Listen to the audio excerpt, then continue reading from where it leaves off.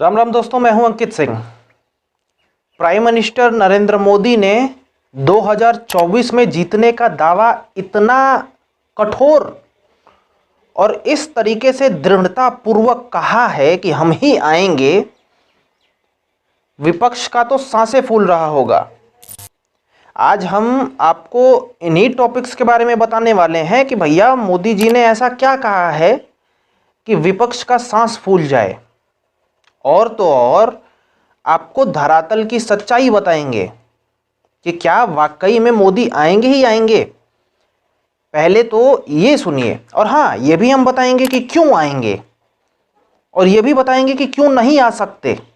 ठीक है, दोनों टॉपिक्स को हम थोड़ा सा देंगे।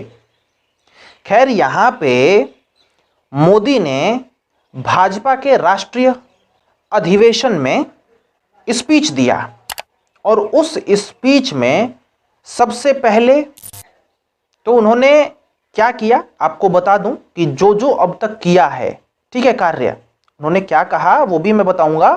लेकिन पहले उन्होंने अपनी गिनाई कि मैंने क्या क्या करा है।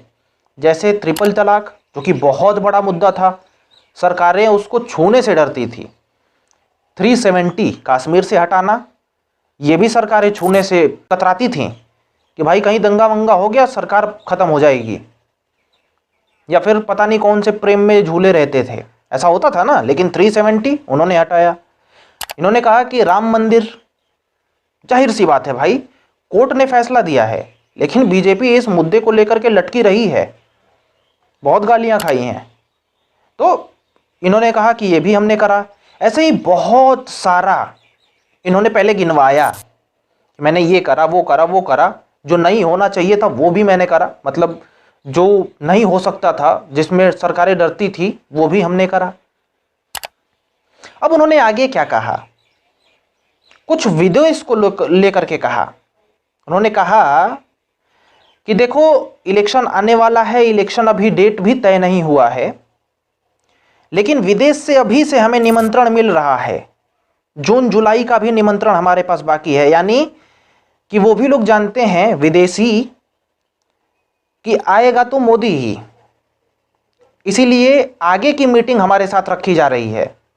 बात है ना कि सरकार बदली भी जा सकती है इलेक्शन के टाइम, लेकिन कह रहे हैं कि इलेक्शन से आगे जो डेट है वो भी हमारे इनविटेशन में बुक्ड है कि आप आइएगा।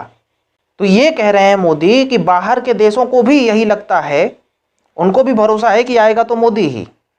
तो ये कहा कि भारत में ही गूंज नहीं है, बाहर भी गूंज है हमारी, बाहर भी हम देशों के साथ मिल करके काम कर रहे हैं, हम आगे बढ़ रहे हैं। साथ ही साथ उन्होंने ये भी अपील करा कि भाजपा आने वाली है, जो तीसरा काल होगा 24 में स्टार्ट जो होगा, जब हम जीतेंगे तो हम सिर्फ और सिर्फ राजभोग के लिए आपको नहीं कह रहे हैं कि हमें वोट दीजिए, हम देश को आगे बढ़ाएंगे। इन्होंने ये दावा किया। इन्होंने कहा कि बहुत सारे पहले के काम पेंडिंग हैं, जो कि बहुत सालों से चल रहे हैं, उसको हम क्लियर करेंगे। मैं सत्ता भोगने के लिए वोट नहीं मांग रहा हूं, मैं राष्ट्र का संकल्प लेकर के निकला हूं, और ऐसा ही मैं व्यक्ति हूं। इन्होंने बहुत कुछ कहा, पीएम नरेंद्र मोदी ने। अब हम आते हैं कि क्या ये वाकई में जीत सकते हैं। थोड़ा सा अपोजिशन का हाल आपको हम बता देते हैं शॉर्ट में, ठीक है।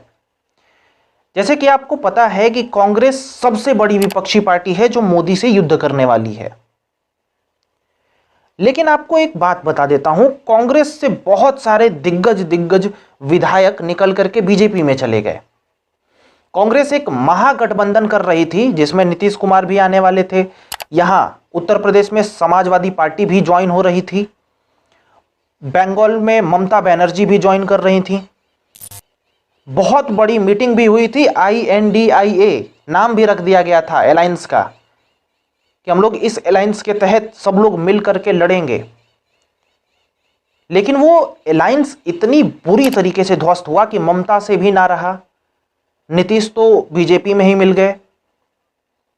हाल ही में खबर ये आ रही है कि जो सपा वाले हैं नेता अखिलेश यादव, ये भी भटक रहे हैं। मतलब जो अलायंस बनी थी विपक्ष की, खत्म।